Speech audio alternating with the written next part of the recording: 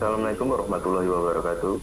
Di sini kami akan mempresentasikan tentang proposal desain pengalaman pengguna yang disusun oleh kelompok 6. Yang pertama, Beni Alberba dengan NIM P3422026. Yang kedua, Kristia Safi Sutarno dengan NIM P3422028 dan Naufal Krishna Parahita dengan NIM P3422048.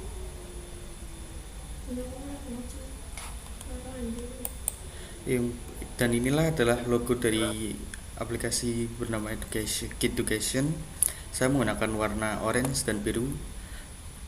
Dengan memiliki filosofi warna orange merupakan simbol kehangatan atas sebuah hubungan dan perasaan semangat berapi-api, dan filosofi warna orange sebagai simbol orang yang suka berpetualang, membangkitkan rasa percaya diri, rasa optimis yang kuat, serta kemauan kuat untuk bersosialisasi.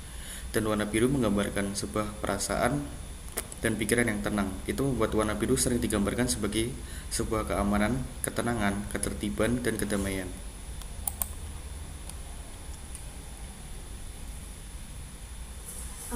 Abstrak. Pembangunan aplikasi edukasi ini dilatar belakangi hasil pengamatan dan pengalaman peneliti bahwa banyak aplikasi yang didominasi negatif untuk perkembangan pembelajaran dasar anak usia dini. Akibatnya, banyak pembelajaran yang tidak sesuai untuk anak usia dini, dan pada akhirnya orang tua sangat berperan penting untuk selalu mengawasi anak-anak mereka bermain game.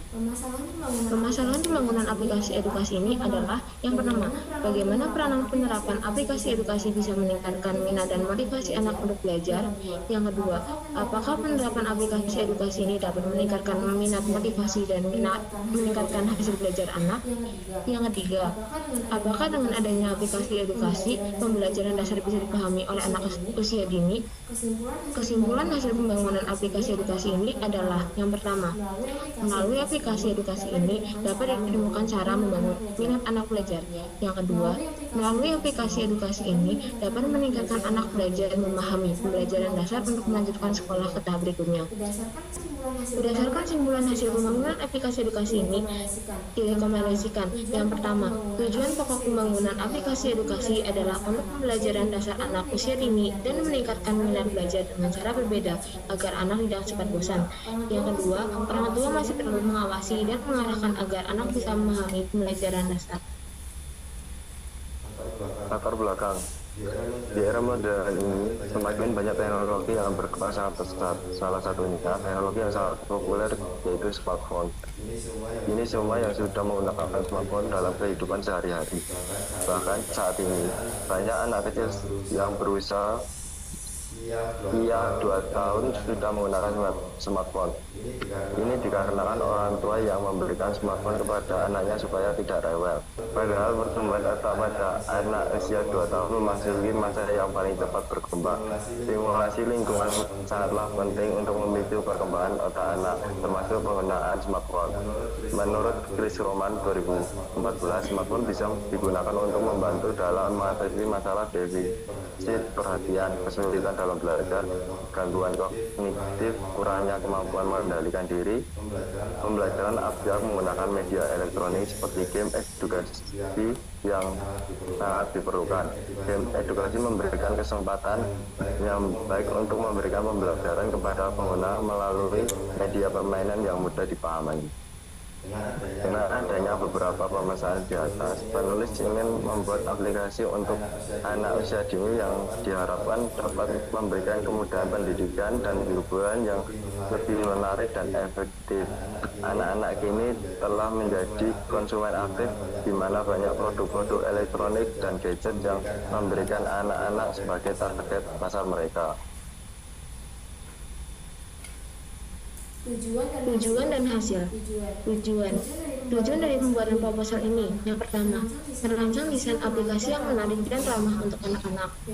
Yang kedua, membuat aplikasi yang interaktif sehingga anak-anak tertarik untuk bermain. Hasil dari pembuatan proposal ini adalah yang pertama, untuk meningkatkan kapasitas memori anak. Yang kedua, untuk melatih kemampuan dan memecahkan masalah. Selanjutnya ada metode paham, merupakan tahap pemahaman masalah.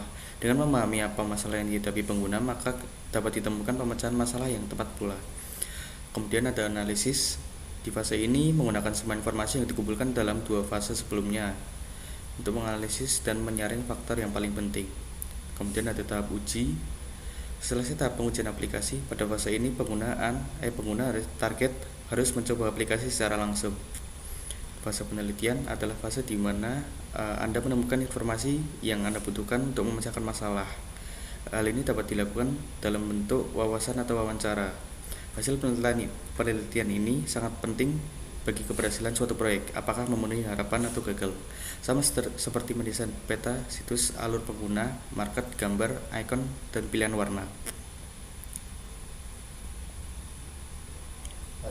Selanjutnya, analisis desain karya. Target pengguna, anak-anak hingga remaja yang sedang dalam masa pertumbuhan. Batas produk. Yang pertama, aplikasi ini memiliki 2 bahasa yang tersedia, yaitu bahasa Indonesia dan bahasa Inggris sebagai metode pembelajaran.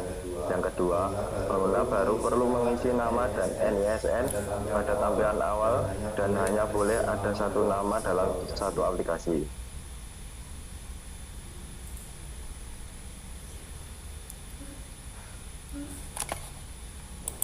Platform. Karena maraknya penggunaan gadget di masa sekarang, bahkan anak-anak, maka aplikasi Education dibuat berbasis Android. Selain karena praktis, tidak semua anak-anak memiliki perangkat komputer. Jadi dengan kita menggunakan aplikasi berbasis Android, kita bisa melatih sekaligus bermain kapanpun dan dimanapun. Untuk yang terakhir, terdapat skenario aplikasi. Yang pertama, anak terlebih dahulu membuat akun Education. Yang kedua, login menggunakan akun tersebut. Yang ketiga, pilih berdasarkan kelas yang diinginkan, lalu mengerjakan kuis-kuis yang tersedia di dalam aplikasi. Dan yang terakhir, terdapat leaderboard poin untuk menambah semangat mengerjakannya.